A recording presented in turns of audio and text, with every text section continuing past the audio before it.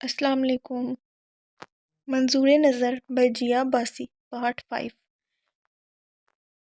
میں کہتی تھی نا، بیوی کی قربت بہت زور آور ہوتی ہے جو بوڑھے سے بوڑھے مرد کو بدلنے پر مجبور کر دیتی ہے۔ تمہاری محبت نے ہی کردم کو بدل کر رکھ دیا، سیما خالہ خوشی سے نہال ہوتے ہوئے بولی۔ وہ اس وقت کچن میں کھڑی کھانا بنانے میں مصروف تھی۔ آئی نور بھی ان کا ہاتھ بٹا رہی تھی، ساتھ میں ان کی باتوں پر عجیب و غریب منہ بھی بنا رہی تھی۔ ایسا کچھ نہیں ہوتا۔ اگر بیوی کی محبت و قربت اتنی زور آور ہوتی تو پاپا آج ایک اچھے انسان ہوتے۔ آئی نور دکھ سے بولی۔ بچے فکر کیوں کرتی ہو، دیکھنا اللہ سب ٹھیک کر دے گا۔ سیما خالہ اسے گلے لگاتے ہوئے بولی۔ وہ یہی سمجھی تھی کہ اپنے ساتھ ہونے والے حادثے کے سبب آئی نور افسردہ ہے، لیکن وہ نہیں جانتی تھی کیا غم وہ اپنے اندر لیے بیٹھی ہے۔ ادھر آئی نور کی آنکھوں میں نمی اترنے لگی تھی۔ وہ خود پر ضبط کرتی ان سے الگ ہوئی اور بغیر کوئی جواب دیے واپس کام میں لگ گئی۔ جس رشتے سے دور بھاگتی تھی اب وہ ہی اس کا مقدر بن گیا تھا۔ پہلے ایک امید تھی کردم اسے آزاد کر دے گا، لیکن اب تو وہ بھی ختم ہو گئی۔ تاہم اس نے صبح ہی فیصلہ کر لیا تھا کہ جیسے بھی سہی اسے اس رشتے سے چھٹکارا حاصل کرنا ہی ہوگا۔ دنیا چھونا چاہے مجھ کو یوں، جیسے ان کی ساری میں، دنیا دیکھے روپ میرا، کوئی نہ جانے بیچاری میں۔ اچھا یہ سونگ ہے۔ نائٹ کلب میں جلتی بجلی مدھم سی روشنی میں گانے کے بول پر رقص کرتی لڑکیاں ہر نظر کو دیوانہ بنا رہی تھیں۔ کچھ شراب کا اثر تھا تو کچھ سامنے رقص کرتے شباب کا۔ میں یہ سونگ نہیں پڑھ رہی، آپ لوگ پڑھ لیں، پڑھنا ہے تو۔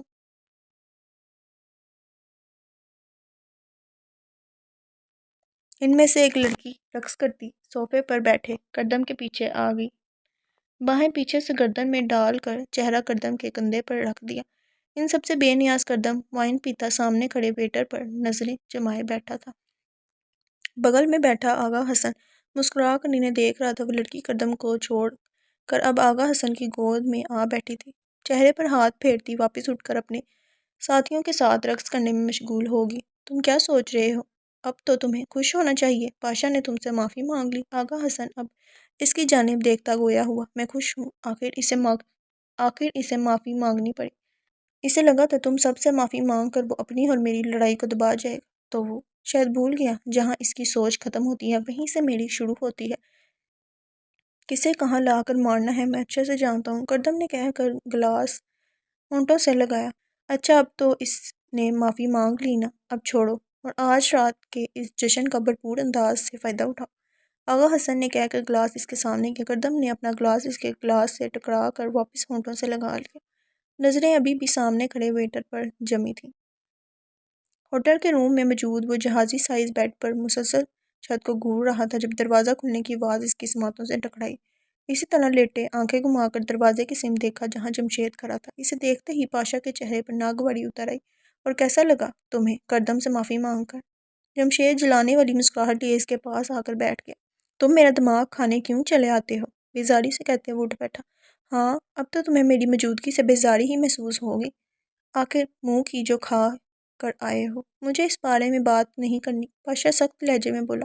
ظاہر ہے اب تم کچھ بولنے کے لائق جو نہیں رہے، سارے دعوے جھوٹے ثابت ہوئے، یہ کروں گا وہ کروں گا وغیرہ وغیرہ۔ جمشید کے چہرے پر ہنوز مسکراہٹ قائم تھی۔ اس بار وہ بھلے ہی جیت گیا ہو، مگر اگلی بار جیت میری ہی ہونی ہے، پاشا ہنکار بڑھتے ہوئے بولا۔ چلو اگلی بار بھی دیکھ ہی لیں گے، اب اگر تمہاری بکواس پوری ہو گئی ہو تو جاؤ یہاں سے، ویسے بھی میری مہمان آتی ہی ہوگی۔ پاشا گھڑی پر نظر ڈالتے ہوئے بولا۔ اوہ لگتا ہے بہت ہی خوبصورت رات گزرنے والی ہے، جبھی اتنی بے صبری کا مظاہرہ کر رہے ہو۔ جمشید کہتا ہوا کھڑا ہو گیا۔ تم جا رہے ہو یا دھکے دے کر نکال لوں؟ بہت ہی کوئی بے مروت ہو، جا رہا ہوں، کل ملاقات ہوگی، شب بخیر۔ جمشید منہ بنا کر کہتا دروازے کی طرف بڑھ گیا۔ تم نے اچھا نہیں کیا کردم دادا، اس بے عزتی کی قیمت تم بہت جلد ادا کرو گے۔ پاشا اس کی پشت کو گھورتا ہوا بڑبڑایا، پھر سر جھٹکتا واپس بیڈ پر لیٹ گیا۔ وہ بیڈ پر لیٹی نیند کی وادیوں میں گم تھی۔ کراچی میں وہ روز 10 بجے ہی سو جایا کرتی تھی، پر لاہور آ کر کردم سے نکاح کے بعد اس کی زندگی بدل کر رہ گئی تھی۔ گو کردم جلدی گھر آ جاتا تھا، مگر جب کبھی اسے دیر ہو جاتی تو آئی نور کو جاگ کر اس کا انتظار کرنا پڑتا، لیکن آج اس نے کردم کا انتظار کرنے جیسی غلطی نہیں کی تھی، عشاء کی نماز ادا کرنے کے بعد ہی سو گئی تھی، مگر یہ قسمت کہاں اتنی مہربان ہوتی ہے۔ ابھی وہ اور بھی نیند کے مزے لیتی کہ خوابگاہ کا دروازہ کھولتا قدم اندر داخل ہوا۔ کسی کی آمد کو محسوس کرتے ہی آئی نور نے نیند سے خمار آلود آنکھیں کھول دیں، چہرہ موڑ کر خالی خالی نظروں سے دروازے کی طرف دیکھا جہاں قدم کھڑا اپنی نشیلی آنکھوں سے اسے ہی دیکھ رہا تھا۔ آئی نور اس کو دیکھتی اٹھ کر بیٹھ گئی، وہ بھی دھیرے دھیرے قدم اٹھاتا ہوا اس کے پاس آ بیٹھا۔ قدم کے پاس سے آتی شراب کی بدبو پر آئی نور نے ناگواری سے چہرہ دوسری جانب موڑ لیا۔ آج تم نے میرا انتظار نہیں کیا؟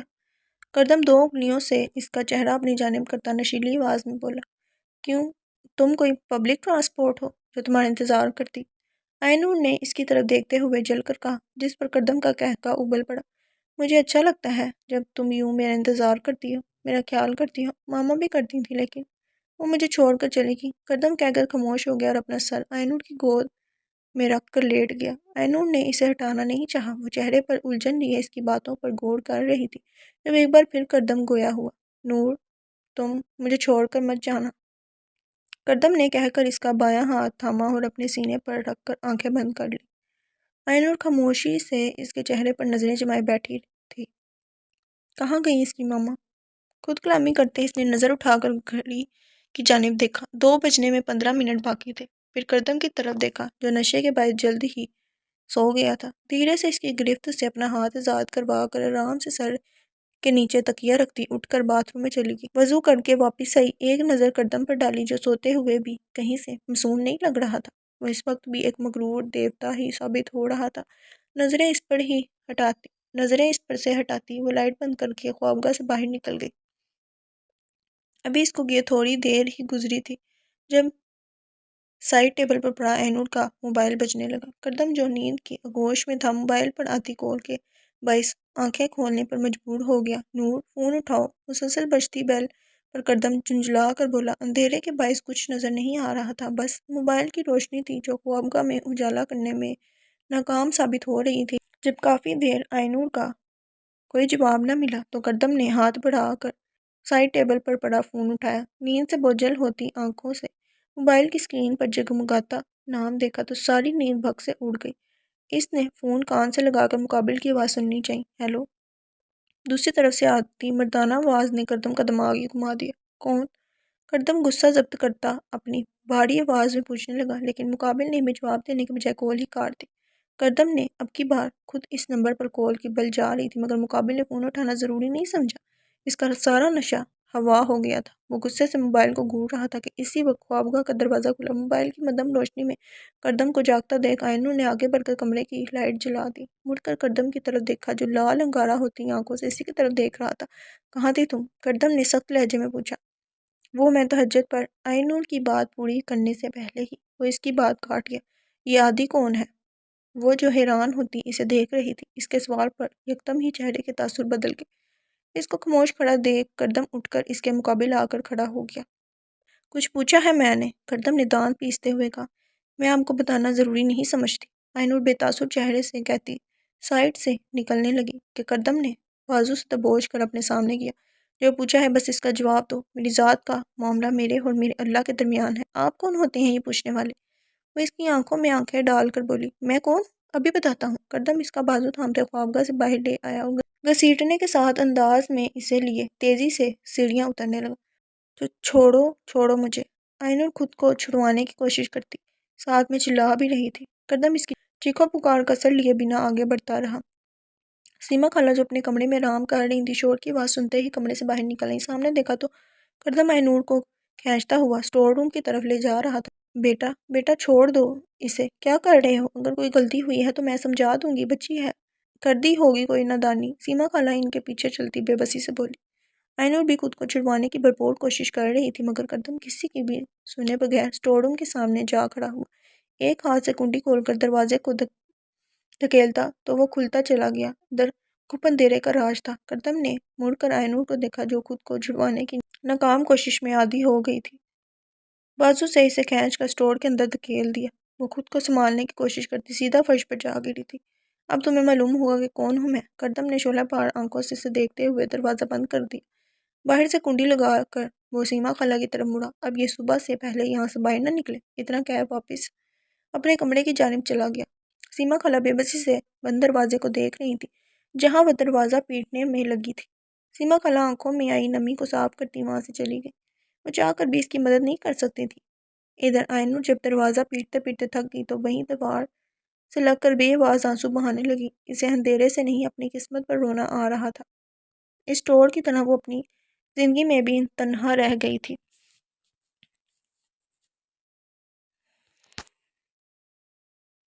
مجھے دھوکہ دینے چلی تھی سالی۔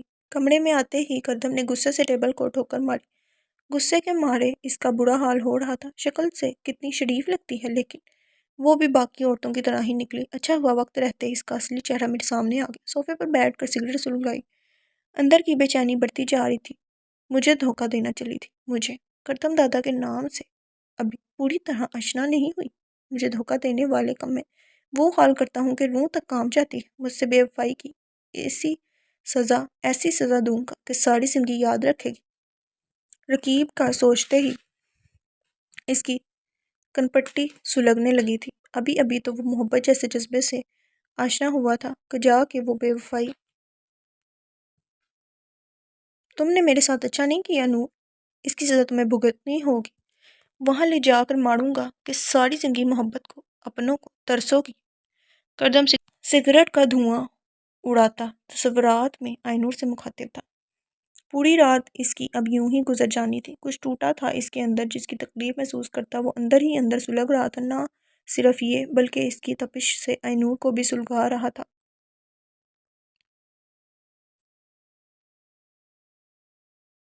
دیکھ سب ٹھیک ہونا چاہیے، وہ بس آنے والا ہوگا۔ اگر کوئی گڑبڑ ہوئی نا تو مجھ سے بڑا کوئی نہیں ہوگا۔ تم بس بے فکر رہو اسد میاں، کام ہو جائے گا اور کسی کو شک بھی نہیں ہوگا۔ جوئے کے اڈے میں موجود ملازم شراب کی بوتل اور گلاس اسد کے سامنے رکھ کر کمینگی سے مسکراتے ہوئے بول رہا تھا کہ عین اسی سمے سامنے سے آتے اسلم پر نظر پڑی تو ٹرے ہاتھ میں اٹھاتا وہاں سے چلا گیا۔ اسلم نے دور سے ہی ایک ٹیبل پر اسد کو بیٹھے دیکھ لیا تھا، اس لیے قدم بڑھاتا اسی سمت چلا آیا۔ اس کو دیکھتے ہی اسد مسکرانے لگا۔ آؤ آؤ، یقیناً آج میرا پیسہ مجھے سود سمیت لوٹا دو گے۔ ہاں ہاں ہاں دے دوں گا، پر اس سے پہلے ایک ایک بازی ہو جائے۔ اسد کی بات پر پہلے تو اسلم بوکھلا گیا، پھر خود کو سنبھالتے ہوئے گویا ہوا۔ ہاں کیوں نہیں، شروع کرو۔ اسد نے کہتے ہوئے اپنے دائیں سمت دیکھا جہاں سے وہی ملازم مسکراتا ہوا ہاتھ میں ٹرے اٹھائے انہی کی طرف آ رہا تھا۔ یہ لو اسلم میاں، آج تمہارے لیے خاص انگریزی شراب لایا ہوں۔ ملازم اس کے پاس آ کر مسکراتے ہوئے بولا، ارے واؤ، دل خوش کر دیا آج تو نے۔ اسلم نے کہہ کر گلاس اٹھا کر لبوں سے لگا لیا۔ اسد نے فاتحانہ مسکراہٹ سے ملازم کی طرف دیکھا جو مسکرا کر سر کو اس بات میں جنبش دیتا وہاں سے واپس چلا گیا۔ جہاں صبح کے اجالے چاروں طرف پھیل چکے تھے وہیں اسٹور روم میں ابھی بھی اندھیرے کا راج تھا۔ باہر سے آتی چہل پہل کی آواز وہ بخوبی سن سکتی تھی۔ رات اس کی آنکھوں میں کٹی تھی، ابھی بھی دیوار سے ٹیک لگائے وہ سوچوں میں گم تھی کہ اچانک دروازہ کھلنے کی آواز متوجہ ہوتے دروازے کی طرف دیکھا۔ سیما خالہ دروازہ کھولی چوکھٹ پر کھڑی تھی، بے بسی سے اسے دیکھتی آگے آئی اور اس کے پاس ہی دو زانوں ہو کر بیٹھ گئی۔ آئینور کے چہرے پر نظریں جمائے وہ جو اس سے رات کے بارے میں پوچھنا چاہ رہی تھی۔ اس کی حالت دیکھ کر ذہن میں اٹھتے سارے سوالوں کو دبا کر بس اتنا ہی بولی، چلو اٹھو باہر چل کر ناشتہ کر لو، چلو شاباش۔ سیما خالہ کے کہنے پر بھی اس کے وجود میں کوئی حرکت پیدا نہ ہوئی، بس خالی خالی نظروں سے انہیں دیکھتی رہی۔ تمہیں اپنے گھر جانا تھا نا، کردم نے کہا ہے تم آج اپنے گھر چلی جاؤ۔ اب کی بار آئینور نے حیرت سے انہیں دیکھا۔ اگلے ہی لمحے یہ حیرت خوشی میں بدل گئی۔ سچ، آپ سچ کہہ رہی ہیں؟ اس نے واقعی ایسا کہا ہے کیا؟ کیا اس نے مجھے آزاد کر دیا؟ آئینور نے خوش ہوتے ہوئے ایک ہی سانس میں سارے سوال کر ڈالے۔ سیما خالہ کو سمجھ نہ آیا کیا جواب دے، اس لیے بس اس بات میں گردن ہلا دی۔ دیکھا میں نے کہا تھا نا، ایک دن میری دعائیں ضرور رنگ لائیں گی۔ بلا آخر آج میری جان چھوٹ گئی، آئینور خوشی سے کہتے ہوئے اٹھ کھڑی ہوئی اور قدم اسٹور روم سے باہر کی جانب بڑھا دیے۔ سیما خالہ بھی اس کے پیچھے ہی چل رہی تھی۔ اس کے چہرے سے جھلکتی خوشی کو دیکھ کر اس کے لیے زندگی بھر کی خوشیوں کے لیے دعائیں کرنے لگی۔ ناشتہ کر لو پھر رحیم کے ساتھ اپنے گھر چلی جانا۔ سیما خالہ اسے سیڑھیاں چڑھتے دیکھ کر بولی، نہیں آج تو میں ماما کے ہاتھوں کا بنایا ناشتہ کروں گی، مہینہ ہونے کو آیا ہے ان کے ہاتھوں کا ناشتہ کیے بغیر۔ وہ اپنی ہی دھن میں بولی جا رہی تھی جانے بغیر کہ کسی اور کے چہرے پر اداسی چھائی ہوئی ہے۔ آج میرے ہاتھ کا کر لو، پھر کل سے اپنی ماما کے ہاتھ کا بنا ناشتہ کر لینا، میری پیاری بیٹی نہیں ہو؟ ان کی بات پر اینور کے بڑھتے قدم وہیں رک گئے۔ مڑ کر سیما خالہ کے پاس آئی اور ان کے گلے میں باہیں ڈال کر محبت بڑے لمحے میں بولی، چلے ٹھیک، آپ ٹھیک کہتی ہیں، آج آخری بار آپ کے ہاتھ کا بنا ناشتہ کرنا چاہیے، آپ ناشتہ تیار کریں، میں بس ابھی فریش ہو کر آئی۔ ان کے گال پر بوسہ دیتی وہ مسکراتے ہوئے اوپر کمرے میں چلی گئی۔ سیما خالہ افسوس سے اسے جاتے دیکھتی رہی۔ وہ خوش تھی کہ آج وہ واپس جا رہی ہے، مگر وہ نہیں جانتی تھی کیا قیامت کی گھڑی وہاں اس کا انتظار کر رہی ہے۔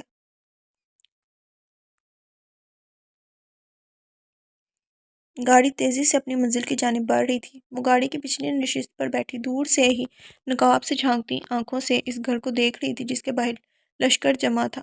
یہاں کیا ہو رہا ہے؟ اس نے خوفزدہ نظروں سے گھر کے باہر کھڑے لوگوں کو دیکھتے ہوئے سوچا۔ ایسا ہی منظر کراچی سے لاہور آنے کے بعد اس نے دیکھا تھا اور تب اس نے اپنی شناخت کھو دی تھی، پر آج کھونے کے لیے اس کے پاس کچھ نہ تھا۔ اب وہ اپنے باپ کا قرض نہیں اتار سکتی تھی، اب وہ خود کو بیچ نہیں سکتی تھی۔ ادھر ہی روک دو جی بیگم صاحبہ۔ رحیم کی بیگم صاحبہ کہنے پر چونک کر اس کی طرف دیکھا مگر بولی کچھ نہیں۔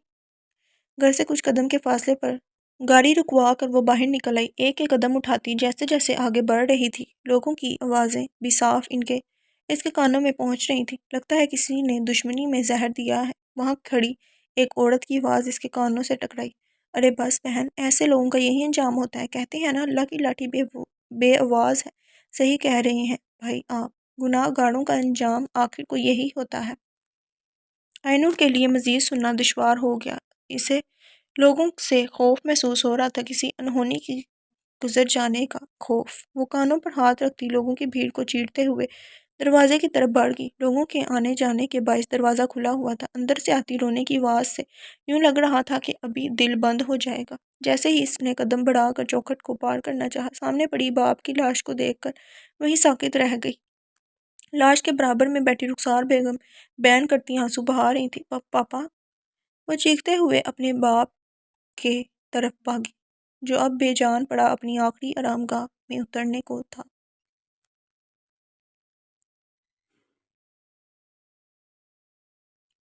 بیٹا، مجھے لگتا ہے تمہیں بھی اس کے پاس جا کر مل آنا چاہیے، آخر کو اس کا باپ مڑا ہے۔ کردم جو سیڑھیاں چڑھتا اوپر جا رہا تھا، سیما خالہ کی بات پر وہیں رک گیا۔ جس عورت نے میری پرواہ نہیں کی، میں اس کے مڑے ہوئے باپ کی فکر کروں؟ وہ مڑے بغیر ہی بولا،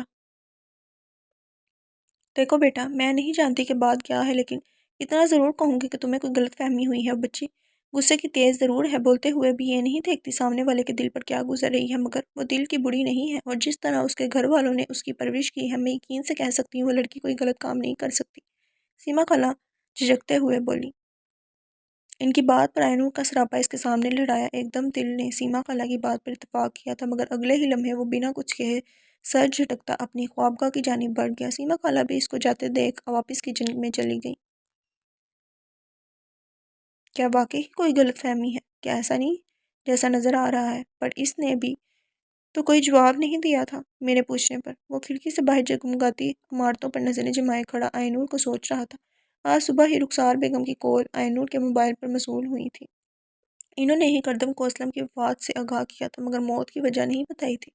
سب جانے کے بعد اسے پہلی فکر آئینور کی ہوئی تھی، جس نے اپنے باپ کی جان بچانے کے لیے اپنی پرواہ تک نہ کی تھی۔ کاش وہ سب غلط فہمی ہی ہو نور، ورنہ شاید اب میں یہ سب برداشت نہ کر پاؤں، کیونکہ تمہیں کھونے کی ہمت میں اپنے اندر مفقود پاتا ہوں۔ گاڑی کو تھوڑا فاصلے پر روک کر وہ سامنے بنے اس درمیانی طبقے کے گھر کو دیکھ رہا تھا۔ ہر طرف سناٹا چھایا ہوا تھا۔ تبھی دو عورتیں اسے گھر سے باہر نکلتی نظر آئیں۔ وہ سر گاڑی کی سیٹ سے ٹکائے ان کے جانے کا انتظار کرنے لگا۔ جیسے ہی وہ عورتیں اس کی نظروں سے اوجھل ہو گئیں، وہ گاڑی سے نکلتا سیدھا گھر کے سامنے جا کھڑا ہوا۔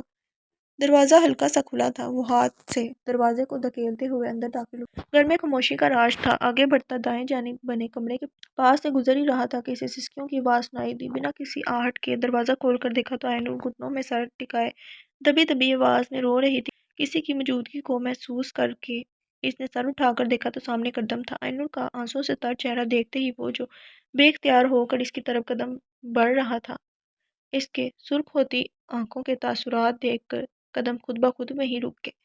کیا یہ مجھے اپنے باپ کی موت کا ذمہ دار سمجھ رہی ہے؟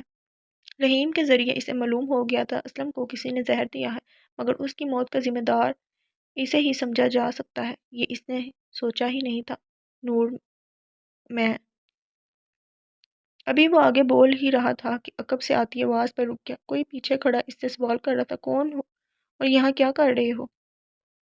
مردانہ آواز پر کردم نے پیچھے مڑ کر دیکھا تو رخسار بیگم کے ساتھ ایک نو عمر لڑکے کو کھڑا دیکھ کر چونکا۔ وہ چہرے سے ہی 15-16 سال کا لگ رہا تھا، لیکن سننے والا اس کی آواز سن کر اندازہ نہیں لگا سکتا تھا کہ وہ 15-16 سال کا لڑکا ہے۔ اس کی بھاری آواز سے کسی بھرپور مرد کا ہی گمان ہوتا تھا۔ تم؟ رخسار بیگم کو اسے یہاں دیکھ کر حیرانگی ہوئی۔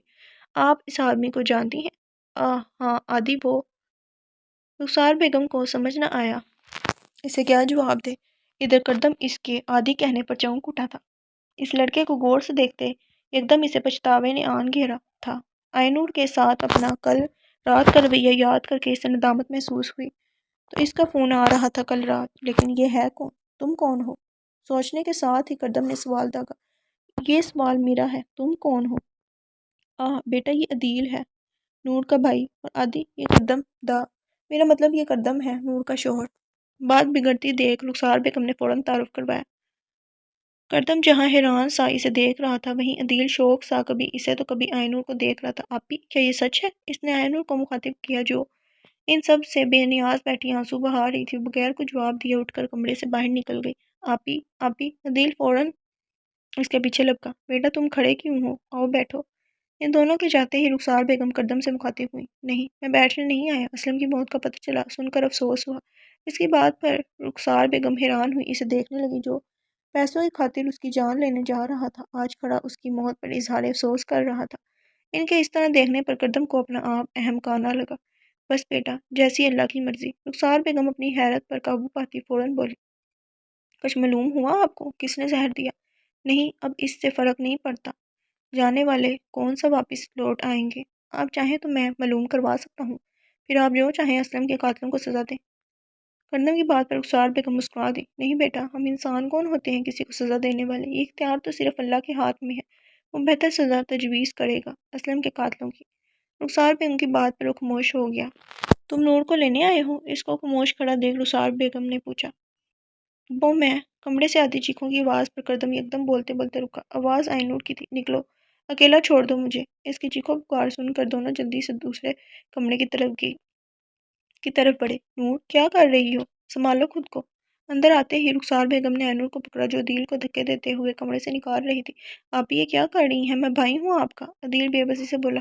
اس بھائی لفظ کے ساتھ سوتیلا اور ناجائز جیسے الفاظ لگانا مت بھولا کرو۔ آئینور کی بات پر وہاں موجود سارے نفوس ششدر رہ گئے۔ عدیل آنکھ میں آنسو لیے کمرے سے باہر نکل گیا۔ اتنی تکلیف آئینور کے لفظوں نے نہیں دی تھی جتنی تکلیف ایک باہر سے آئے شخص کے سامنے اپنی ذات کی تذلیل پر ہوئی تھی۔ رخسار بیگم تعصب سے اسے دیکھتی عدیل کے پیچھے چلی گئی۔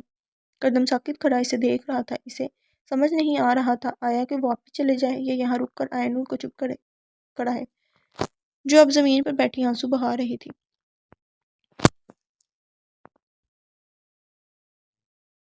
تم یہاں چھت پر منہ لٹکائے بیٹھے ہو اور میں تمہیں نیچے ڈھونڈتی پھر رہی تھی، رخسار بیگم کہتے ہوئے اس کے پاس آ کر کھڑی ہوگی۔ عدیل نے فوراً اپنے آنسو صاف کیے۔ آدی، تم جانتے ہو نا وہ غصے کی تیز ہے، غصے میں یہ نہیں دیکھتی کہ کیا بول گئی ہے۔ مجھے معلوم ہے آپ ہی کی بات کا برا نہیں لگا۔ رخسار بیگم کی بات پر عدیل فوراً بولا۔ تو منہ لٹکائے کیوں بیٹھے؟ آپ ہی نے اس آدمی سے شادی کر لی اور آپ لوگوں نے مجھے بتایا تک نہیں۔ عدیل خفگی سے بولا۔ تمہیں بتا کر کیا ہو جانا تھا؟ ویسے بھی نور نے اسلم کی جان کی خاطر اس شخص سے شادی کی ہے، معلوم ہو گیا مجھے آپ ہی سے، تو پھر پریشانی کیا ہے؟ رخسار بیگم کو اس کے غصے کی وجہ سمجھ نہ آئی۔ ہر بار آپ ہی کیوں تکلیف اٹھائیں؟ اس سے تو اچھا تھا وہ پاپا کو ہی مر جانے دیتی، کم از کم کچھ تو بڑائی اس دنیا سے ختم ہوتی۔ آدھی شرم کرو، بولنے سے پہلے سوچ لو، اپنے مرے ہوئے باپ کے بارے میں بات کر رہے ہو۔ اس کی بات پر رخسار بیگم کو غصہ ہی چڑھ گیا۔ آپ مجھے خاموش نہیں کرا سکتی؟ وہ بھی اپنے نام کا ایک تھا۔ اس کے غصے کو خاطر میں لائے بغیر بولا۔ ان کے تم دونوں بھائی بہن کا کوئی علاج نہیں، رخسار بیگم کہتی واپس نیچے چلی گئی۔ جانتی تھی دونوں کو سمجھانا دیوار میں سر مارنے کے مترادف ہے۔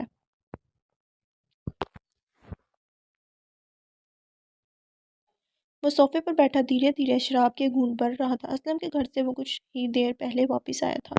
اپنا وہاں جانے کا فیصلہ ہی اہم کانا ثابت ہوا تھا۔ بھی وہ بیٹھا انہی کے بارے میں سوچ رہا تھا۔ عجیب خاندان ہے، پہلے وہ اسلم جس کو دیکھ کر لگتا تھا آگے پیچھے کوئی نہیں، مگر پھر اس کی بیوی اور بیٹی منظر پر آئیں، اور اب ایک ناجائز بیٹا بھی نکل آیا۔ نہ جانے اور کون کون سے رشتہ دار اس کے پیچھے بیٹھے ہیں جو ایک ایک کر باہر آئیں گے۔ کردم سوچتا ہوا اٹھ کر کھڑکی کے سامنے جا کر کھڑا ہوا۔ گلاس ابھی بھی اس کے ہاتھ میں ہی تھا۔ نور کا بھائی، وہ بھی سوتیلا، پتہ نہیں اس لڑکی سے جڑے اور کون سے راز سامنے آنا باقی ہیں۔ اس کی ذات ایک پہیلی سی ہے جس کو حل کرنا انتہائی مشکل لگتا ہے۔ کردم بڑبڑاتے ہوئے شراب کی گھونٹ لیتا افق پر نظر آتے مہتاب کو دیکھنے لگا، جس کے نور میں وہ آئے نور کو تلاش کر رہا تھا۔ اسلم کے انتقال کو 3 دن گزر چکے تھے۔ آئے نور اب بھی ادھر ہی تھی۔ اس دن کے بعد سے کردم دوبارہ نہیں آیا تھا، مگر آج اس نے سیما خالہ کے ذریعے آئے نور تک پیغام پہنچا دیا تھا کہ رحیم آج اسے لینے آ رہا ہے، اس لیے اس کے ساتھ اب وہ واپس آ جائے۔ مگر عدیل کو جاتے ہی بات کا علم ہوا، وہ اس کے سر پر جا پہنچا، اور اب بھی وہ آئے نور کے کمرے میں موجود مسلسل اسے سمجھانے کی کوشش کر رہا تھا۔ آپ ہی سمجھتی کیوں نہیں ہیں؟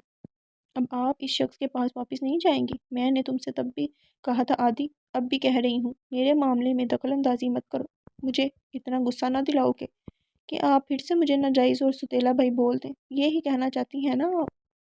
عدیل فوراً اس کی بات کاٹتا ہوا بولا۔ وہ بیڈ پر بیٹھی بس اسے گھور کر رہ گئی۔ دیکھو عادی، وہ جو بھی ہے جیسا بھی ہے اب میرا شوہر ہے، مجھے اب اس کے ساتھ ہی رہنا ہے، تم سمجھتے کیوں نہیں؟ عدیل خاموش کھڑا اسے دیکھتا رہا، پھر آہستہ سے بولا، آپ اس کو پسند کرنے لگی ہیں؟ اب کی بار خاموش رہنے کی باری آئے نور کی تھی۔ کچھ پل خاموشی سے اسے دیکھتے وہ نظریں چراتے ہوئے بولی، ہاں، کون سی ایسی بیوی ہوگی جو اپنے شوہر کو پسند نہیں کرے گی، لیکن میں صرف آپ کی بات کر رہا ہوں، کسی دوسرے کی نہیں۔ تم میرے معاملات میں مت پڑو۔ وہ جھنجھلا اٹھی۔ آپ سمجھتی کیوں نہیں؟ میں اب آپ کو کھو نہیں سکتا۔ اگر اس آدمی نے آپ کو کوئی نقصان پہنچا دیا تو میں کیا کروں گا؟ اس کا لہجہ کچھ بے بس سا تھا۔ تم فکر نہیں کرو، وہ جلد ہی مجھے اس رشتے سے آزاد کر دے گا، پھر میں واپس تم لوگوں کے پاس آ جاؤں گی۔ یہ کہتے ہوئے اسے اب خود بھی یقین نہیں تھا، کیا وہ واپس آ جائے گی؟ وہ بس سوچ کر رہ گئی۔ وہ نرم مسکراہٹ ہونٹوں پر سجائے دل کو دیکھا، جو آنکھوں میں امید لیے اسے ہی دیکھ رہا تھا۔ تم جا کر اپنی پڑھائی کرو، میں ذرا ماما سے بھی مل لوں۔ وہ مسکرا کر کہتی کمرے سے باہر نکل گئی۔ عدیل بے بسی سے بڑبڑاتے ہوئے وہیں بیڈ پر لیٹ گیا۔ رخسار بیگم ظہر کی نماز ادا کر رہی تھی جب وہ خاموشی سے کمرے میں آ بیٹھی اور ان کی نماز مکمل ہونے کا انتظار کرنے لگی۔ رخسار بیگم نے سلام پھیرا اور چہرہ موڑ کر اس کی طرف دیکھا، جو بیڈ پر بیٹھی یکٹک انہیں ہی دیکھ رہی تھی۔ وہ دعا مانگ کے جانماز کو اٹھا کر رکھتے اس کے پاس آ کر بیٹھ گئی۔ کیا ہوا؟ کچھ نہیں، اس نے نفی میں سر ہلایا۔ پھر میں چاہتی ہوں اب آپ عدیل کے ساتھ کراچی واپس چلی جائیں، اب یہاں کچھ نہیں رکھا۔ وہ دکھ سے بولی اور بار بار پلکیں جھپکاتی آنکھوں میں امڑ آنے والے آنسوں کو پیچھے دھکیلنے لگی۔ رخسار بیگم کا غم بھی کم نہیں تھا۔ وہ اسے دیکھتے ہوئے بولی، اور تم؟ میں بھی آ جاؤں گی بعد میں۔ کیا وہ تمہیں اب واپس آنے دے گا؟ ان کے سوال پر اس نے نظریں چرائیں۔ پتہ ہے نور، جب میں نے پہلی دفعہ اسے دیکھا تھا تو اس کی آنکھوں میں تمہیں حاصل کر لینے کی چاہ تھی، مگر اب ان آنکھوں میں تمہارے لیے کچھ اور ہی جذبات دیکھے ہیں میں نے۔ ایسا کچھ نہیں ہے۔ وہ فوراً ان کی بات کاٹ گئی۔ تم نہ مانو نور، مگر ایسا ہی ہے، وہ اب تمہیں خود سے الگ نہیں کرے گا۔ وہ اس کے چہرے پر نظریں جمائے بولی، جیسے کچھ ڈھونڈنا چاہ رہی ہوں۔ میں یہاں یہ باتیں کرنے نہیں آئی۔ وہ زچ ہوئی۔ رخسار بیگم خاموشی سے اسے دیکھتی رہی کہ تبھی باہر سے گاڑی کے ہارن بجنے کی آواز آئی۔ لگتا ہے آ گئے، میں چلتی ہوں۔ آئے نور کے کہنے پر رخسار بیگم نے اس بات میں سر ہلایا۔ وہ ان سے مل کر گاڑی کی جانب بڑھ گئی۔ تم یہاں کیا کر رہے ہو؟ کردم آج گھر پر ہی موجود تھا جب غفار نے آ کر اسے پاشا کے آنے کی اطلاع دی۔ کچھ ضروری بات کرنی تھی کردم دادا، پاشا اس کے مقابل آ کر بولا۔ کردم نے ایک نظر غور سے اس کو دیکھا، پھر صوفے پر بیٹھنے کا اشارہ کر دیا، خود بھی اس کے سامنے والے صوفے پر براجمان ہو گیا۔ کہو، کیا کہنے آئے ہو؟ میں یہاں تم کو خبردار کرنے آیا ہوں۔ اس کی بات پر کردم نے چنبے سے اس کو دیکھا۔ جانتے بھی ہو کس سے بات کہہ رہے ہو؟ بہت اچھے سے جانتا ہوں، میں اس وقت کردم دادا سے مخاطب ہوں، پاشا اطمینان سے بولا اور جیب سے موبائل نکال کر اس کے سامنے کیا۔ کیا؟ اس میں جمشید کی ویڈیو ہے، ہمارے جھگڑے کے بعد وہ میرے پاس آیا تھا تاکہ وہ میرے ساتھ مل کر تمہیں نقصان پہنچا سکے۔ پاشا نے کہہ کر وہ ویڈیو چلا دی۔ جمشید اور پاشا کی گفتگو جس میں بہت صفائی سے رد و بدل کر کے جمشید کے خلاف کر دیا تھا۔ ویڈیو کے ختم ہونے تک کردم خاموش بیٹھا اسے دیکھتا رہا۔ ویڈیو ختم ہوئی تو اس نے نظر اٹھا کر پاشا کی طرف دیکھا۔ مجھے یہ سب بتانے کا مطلب، تمہیں اس سب سے کیا فائدہ حاصل ہونے والا ہے؟ مجھے کیا فائدہ حاصل ہونا ہے؟ میں نے جو غلطی کی تھی بس اس کا اس کو سدھارنے کی چھوٹی سی کوشش ہے۔ آخر کو ہم ان اختلافات سے پہلے بہت اچھے دوست تھے، پاشا کہہ کر خاموش ہو گیا۔ کردم جانچتی نظروں سے اسے دیکھ رہا تھا کہ اسی سمے اس کا فون بج اٹھا۔ میں ابھی ہے۔ موبائل ہاتھ میں لیے وہ ایک سائڈ پر ہو گیا۔ پاشا نظر دھڑاتا گھر کا جائزہ لینے لگا کہ تبھی اس کی نظریں دروازے پر ٹھہر گئی۔ آئینور برقع ہاتھوں سے اٹھائے ارد گرد سے بے نیاز دروازے سے داخل ہوئی، سیڑھیاں چڑھ کر کمرے میں چلی گئی۔ یہ جانے بغیر دو آنکھیں حیرت اور دلچسپی سے اسے ہی دیکھ رہی تھیں۔ پاشا نے بند دروازے سے نظر ہٹا کر کردم کی طرف دیکھا جو ابھی بھی فون میں مصروف اس کی طرف پشت کیے کھڑا تھا۔ واپس نظروں کا رخ بند دروازے کی جانب موڑا جہاں ابھی ابھی آئینور گئی تھی۔ یہ کون ہے اور کردم دادا جیسے بندے کے یہاں اس کا کیا کام؟ وہ پرسوچ نظروں سے دروازے کو دیکھ رہا تھا کہ کردم کی آواز پہ چونک کر اسے دیکھا۔ یقیناً تم یہاں کچھ کھانے تو نہیں آئے ہوگے، اور اب جب تم اپنی بات کہہ چکے ہو تو ضرور یہاں سے جانا چاہ رہے ہوگے، صحیح کہہ رہا ہوں نا؟ کردم جیبوں میں ہاتھ ڈالے کھڑا مسکراتے ہوئے بولا۔ پاشا اس کی بات کا مطلب سمجھ کر فوراً کھڑا ہو گیا۔ ہاں اب میں چلتا ہوں، اس نے کہہ کر مسافر کے لیے ہاتھ بڑھایا جسے کردم نے مسکراتے ہوئے تھام لیا۔ پاشا نے ایک نظر بند دروازے پر ڈال کر باہر کی جانب قدم بڑھا دیے۔ وہ بیڈ پر لیٹی سوچوں میں غرق تھی جب کردم دروازہ کھول کر اندر آیا۔ آئینور کو بیڈ پر لیٹا دیکھ وہ ٹٹک گیا۔ کردم کی طرف اس کی پشت تھی۔ تم کب آئی؟ کردم کے سوال پر آئینور نے چہرہ موڑ کر اس کی طرف دیکھا۔ ابھی کچھ دیر پہلے، جواب دے کر چہرہ واپس موڑ لیا۔ کردم کو اس کی آنکھوں میں اجنبیت کے تاثر دکھائی دیے۔ وہ چلتا ہوا اس کے پاس آ کر بیڈ پر بیٹھ گیا۔ تمہیں لگتا ہے تمہارے باپ کو میں نے مارا ہے؟ وہ خاموش رہی۔ کچھ پوچھ رہا ہوں میں، اب کی بار وہ سخت لہجے میں بولا۔ آئینور نے نظریں ترچھی کیے اسے دیکھا اور اٹھ بیٹھی۔ میں نے ایسا کچھ کہا تو نہیں۔ ہاں پر تمہاری نظریں تو کہہ رہی ہیں، وہ اس آنکھوں میں جھانکتا ہوا بولا۔ میرے پاپا جس گناہوں کے راستے پر چل رہے تھے، اس راستے پر یہ جاننا مشکل ہے کون آپ کا دوست ہے اور کون دشمن۔ کوئی نہیں جان پاتا کہ دوست کی شکل میں کتنے آستین کے سام چھپے ہوئے ہیں، اس لیے میں آپ پر شک نہیں کر رہی۔ آئینور کی بات پر اسے یکدم پاشا کا خیال آیا۔ وہ بھی کبھی اس کا دوست ہوا کرتا تھا اور اب وہ ہی اسے ڈسنے کی کوشش میں لگا رہتا تھا۔ اب اگر آپ کی اجازت ہو تو میں کچھ دیر آرام کر لوں، مجھے بہت تھکن محسوس ہو رہی ہے۔ کردم کا جواب سنے بغیر ہی اپنے کہہ کر واپس لیٹ گئی۔ کردم بیٹھا خاموشی سے اسے دیکھتا رہا جسے باپ کی موت نے چند دنوں میں ہی صدیوں کا بیمار بنا دیا تھا۔ غفار گاڑی کے بونٹ کھولے جھک کر انجن کے ساتھ چھیڑ چھاڑ کر رہا تھا جب وہ تینوں اس کے پاس چلے آئے۔ کیسے ہو غفار دادا؟ گلا کنکار کر رحیم نے بات کا آغاز کیا۔ غفار نے سر اٹھا کر ایک اچٹتی سی نظر ان تینوں پر ڈالی اور ٹھٹک اور ٹھیک ہوں کہتا واپس اپنے کام میں لگ گیا۔ ہمیں تم سے کچھ بات کرنی تھی۔ میرا مطلب کچھ پوچھنا تھا۔ فاروق ڈرتے ہوئے جلدی سے بولا۔ کوئی کام کی بات ہے تو پوچھو، لیکن اگر بکواس کرنے آئے ہو تو واپس جا سکتے ہو۔ انجن پر جھکے ہی جواب دیا۔ وہ ہمیں پوچھنا تھا یہ لڑکی واپس کیوں آ گئی؟ آخر چکر کیا ہے؟ احمد جو ان دونوں کے پیچھے کھڑا ہوا تھا فوراً آگے آ کر اشتیاق سے پوچھنے لگا۔ غفار نے ایک بار پھر سر اٹھایا اور مسکراتے ہوئے انہیں دیکھنے لگا، مگر اگلے ہی لمحے اس کی مسکراہٹ سمٹی اور چہرے پر خونخوار تاثرات لیے پیچھے لگی گن نکال کر ان پر تان دی۔ ہاں تو اب بتاؤ کیا پوچھنا ہے؟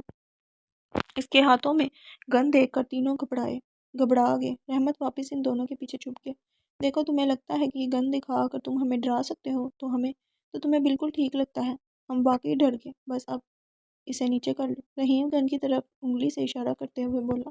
آئندہ اگر کچھ پوچھنا ہو تو میرے پاس آنے کے بجائے سیدھا کردم دادا کے پاس جانا، تاکہ وہ تمہاری آخری خواہش کو ضرور پورا کریں۔ اب جاؤ یہاں سے۔ غفار کے کہتے ہی وہ کسی بوتل کے جن کی طرح وہاں سے غائب ہو گئے۔ اس میں کوئی بید نہیں تھا کہ وہ ان پر گولی چلا دیتا۔ غفار بھی سر جھٹکتا گن رکھ کر واپس اپنے سابقہ کام میں مشغول ہو گیا۔ وہ جان سے جا سکتا تھا مگر کردم دادا کی بات کے خلاف نہیں۔ رات کے آخری پہر وہ ٹیرس میں لگے جھولے پر بیٹھی افق پر نظر آتے چاند کو تک رہی تھی۔ ہاتھ میں پکڑے موبائل کی اسکرین مسلسل جگمگا رہی تھی۔ وہ کبھی نظریں جھکائے موبائل کی اسکرین کو دیکھتی تو کبھی چاند کو۔ آئینور جب سے واپس آئی تھی بستر کی ہو کر رہ گئی تھی۔ سیما خالہ سے بھی بس رات کے کھانے پر ملاقات ہوتی، اس کے بعد وہ واپس کمرے میں بند ہو کر رہ جاتی۔ دن بھر آرام کے بعد اب نیند آنکھوں سے کوسوں دور تھی۔ اب تو میں بالکل اکیلی ہو گئی، کوئی بھی تو نہیں رہا اب میرے پاس۔ آپ بھی مجھے چھوڑ کر چلی گئی اور اب پاپا بھی۔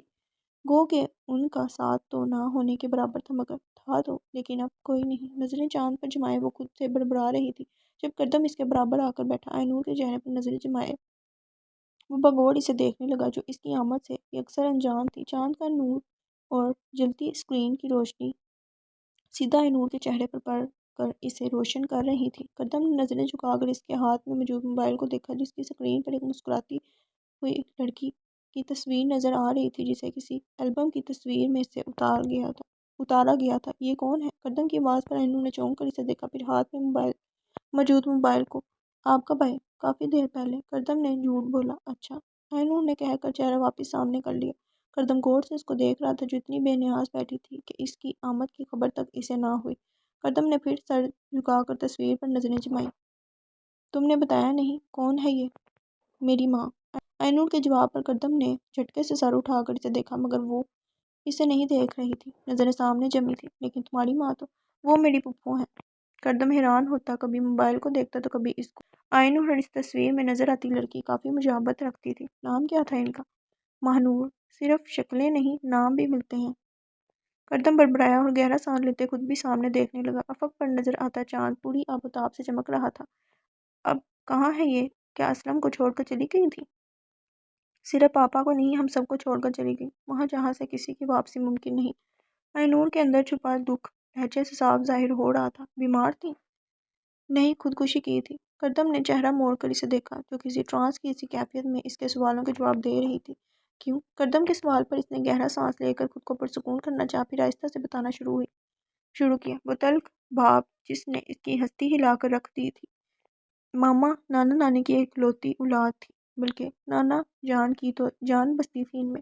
ماما کراچی میں پلی بڑھی تھی، جبکہ پاپا دادا جان اور پھپھو کے ساتھ لاہور میں۔ اتنا کہہ کر اینور خاموش ہو گئی، جسے آگے بولنے کے لیے ہمت جمع کر رہی ہو۔ پھر اس کا خاموش دیکھ کردم پوچھ بیٹھا۔ پھپھو کی شادی ان کے خالہ کے بیٹے ارسل سے ہوئی تھی، جو کراچی کی رہائشی تھے۔ شادی کے بعد پھپھو کراچی چلی گئی۔ چونکہ نانا جان اور ارسل نے انکل کی فیملی کے ایک دوسرے کے پڑوسی تھے، اس لیے وہ بھی شادی میں شریک ہوئے اور وہیں ماما پھپھو سے ملی۔ شادی کے بعد بھی ماما اکثر ان کے گھر جایا کرتی تھی۔ ان ملاقاتوں میں ماما اور پھپھو کی اچھی دوستی ہو گئی اور اسی دوستی کو مضبوط کرنے کے لیے پھپھو نے دادا جان سے ماما پاپا کے رشتے کا ذکر کر دیا۔ چونکہ وہ بھی ماما کو شادی میں دیکھ چکے تھے اور پسند بھی کر لیا تھا، اس لیے سب رشتہ لے کر نانا جان کے پاس پہنچ گئے۔ نانا جان کو بھی ان کی فیملی اچھی لگی، وہ لڑکے کے بارے میں معلومات حاصل کرنا چاہتے تھے، لیکن ارسل انکل کے کہنے پر کہ اسلم ایک اچھا لڑکا ہے، اس کی ذمہ داری وہ اٹھانے کے لیے تیار ہے، تو نانا جان مطمئن ہو گئے اور اس رشتے کے لیے حامی بھر دی۔ شادی میں نانا جان نے کوئی کسر نہیں رہنے دی تھی۔ شادی کے بعد بھی سب اچھے سے گزر رہا تھا کہ ایک دن ارسل انکل کی موت کی خبر ملی۔ پھپھو کے ساتھ صرف 6 ماہ گزار کر وہ خالق حقیقی سے جا ملے۔ ان کی موت نے سب کو دکھ سے دوچار کر دیا تھا، خاص کر پھپھو کو۔ تاہم کہتے ہیں نا، وقت کا کام ہے گزر جانا، تو وقت بھی گزر گیا۔ ان کی موت کا دکھ کم تو نہیں ہوا، لیکن بس اللہ کی رضا سمجھ کر صبر کر لیا۔ پھر اس دوران میری پیدائش ہوئی، جو سب کے لیے خوشی کا باعث بنی۔ لیکن خیر، وقت گزرتا رہا اور میں بڑی ہوتی گئی۔ اس دوران نانا اور دادی جان کا بھی انتقال ہو گیا تھا، اور دادا جان وہ تو پاپا کے بچپن میں ہی اس دنیا سے چلے گئے تھے۔ اینور پھر خاموش ہو گئی، لیکن اس بار کردم بھی خاموش رہا، کیونکہ آج اینور بولنا چاہتی تھی اور کردم سننا۔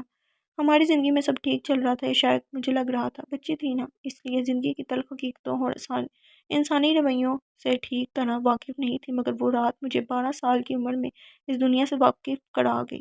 وہ رکی، گہری سانس لے کر اپنے اندر کی گھٹن کو کم کرنا چاہا۔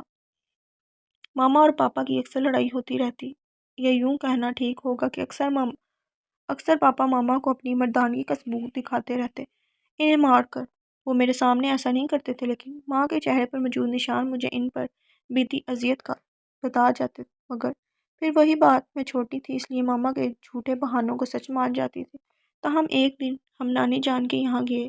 ان دنوں ان کی بہت زیادہ طبیعت خراب تھی۔ وہاں پہنچ کر ہم سب سے ملے اور ان کے بعد میں سیدھا ماما کے ساتھ کمرے میں سونے چلی گئی۔ سفر کی وجہ سے تھکن جو سوار ہو گئی تھی، لیکن جب میں جاگی تو ماما میرے پاس موجود نہیں تھی۔ میں اٹھ کر کمرے سے باہر آئی تو برابر والے کمرے سے مجھے باتوں کی آواز آنے لگی۔ میں نے آگے بڑھ کر کمرے میں جانا چاہا، مگر ماما کو روتا دیکھ میں دروازے میں ہی رک گئی۔ ان دونوں کی میری طرف پشت تھی، اس لیے وہ مجھے وہاں کھڑے دیکھ نہیں پائے، اور میں نے سب سن لیا۔ کیسے پاپا ماما کو مارتے تھے، پوری پوری رات گھر سے باہر گزارتے، اور ماما کیسے ان کی راتیں پاپا کے انتظار میں جاگ کر گزارتی تھیں۔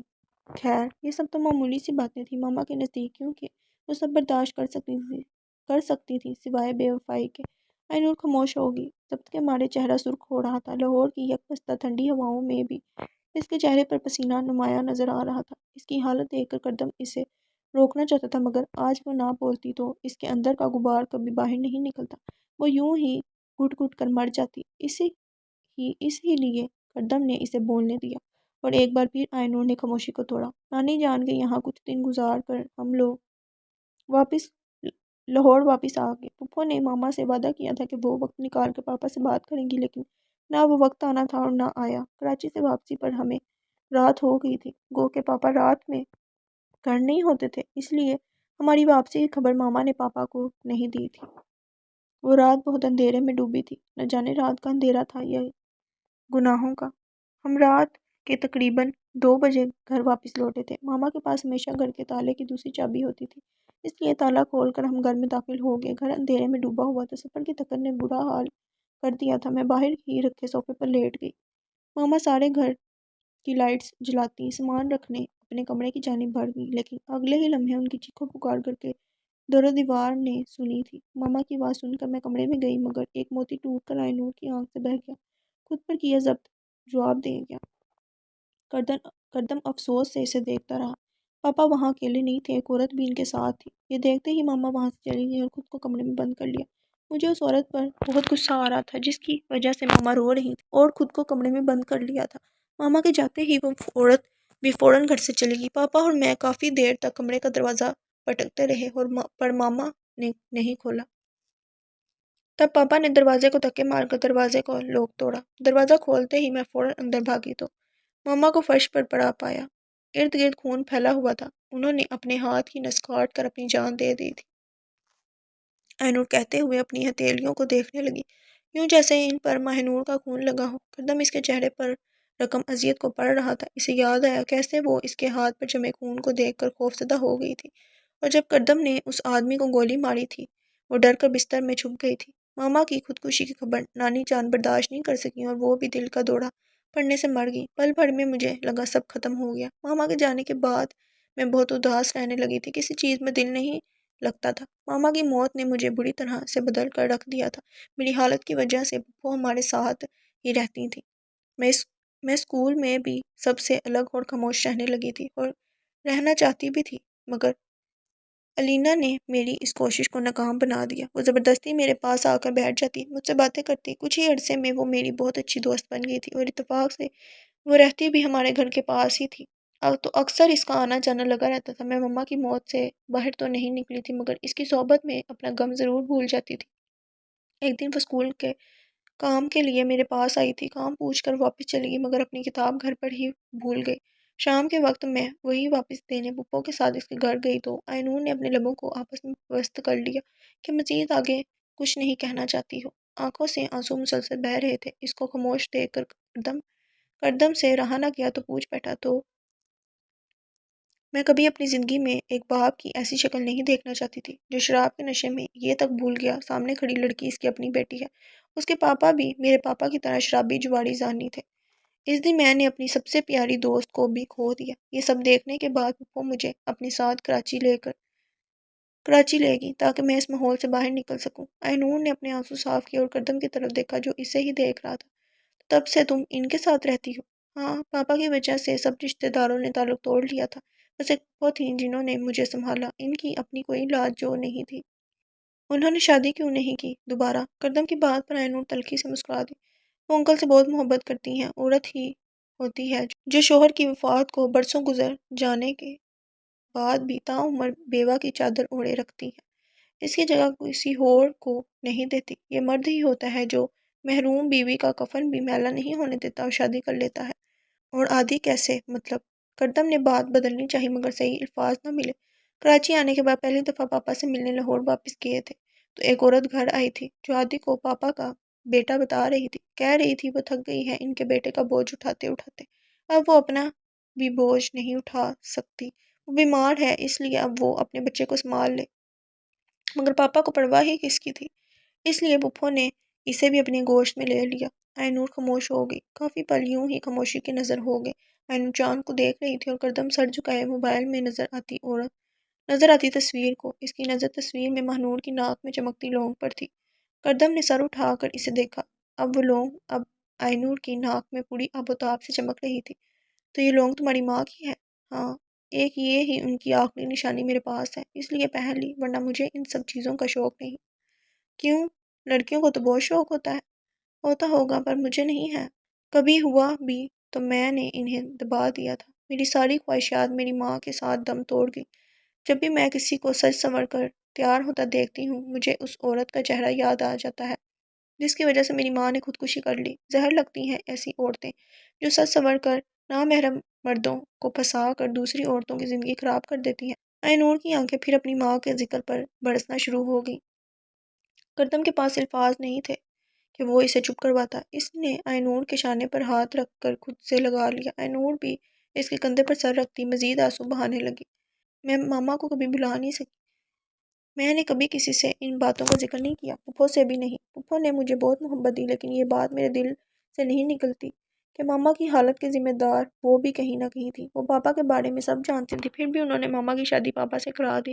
یہ نہیں سوچا ان کے اس عمل سے کسی کی زندگی خراب ہو رہی ہے۔ وہ گردم کے ساتھ لگی روتی رہی، آنسو بہاتی رہی۔ یہ پہلی دفعہ تھا کہ وہ کسی سے اپنے دل کی بات کر رہی تھی، وہ بھی ایسے شخص سے جس سے وہ اپنی آزادی چاہتی تھی۔ یوں ہی بیٹھے نہ جانے کتنا وقت گزر گیا۔ ہوش تب آیا جب دور کہیں مسجد سے فجر کی اذان دینے کی آواز سنائی دی۔ آئی نور سیدھی ہو کر بیٹھ گئی، گلے میں پڑے دوپٹے کو سر پر لیا۔ گردم کی ساری توجہ اس کے چہرے پر تھی جس پر نور ہی نور تھا، ہار سنگار نہ کسی میک اپ کے۔ وہ کتنی پرکشش لگی تھی۔ نور ایسے ہی نہیں ملتا، دل کو مارنا پڑتا ہے۔ اس نے ابھی اتنی کم عمری میں اپنی خواہشات کو مارا تھا۔ جس عمر میں لڑکیاں سج سنور کر گھومتی ہیں، اس عمر میں اس نے خود کو چھپا لیا تھا۔ پھر اللہ وہ کشش وہ نور کیوں کر اپنے بندے کو نہیں دیتا جس نے اس کے حکم کے آگے سر جھکایا تھا۔ آئی نور اٹھ کھڑی ہوئی، قدم کا تسلسل ٹوٹا۔ وہ چہرہ اٹھائے اسے دیکھنے لگا۔ مجھے نماز پڑھنی ہے، اتنا کہہ کر وہ اندر چلی گئی۔ قدم وہیں آسمان تلے بیٹھا رہا۔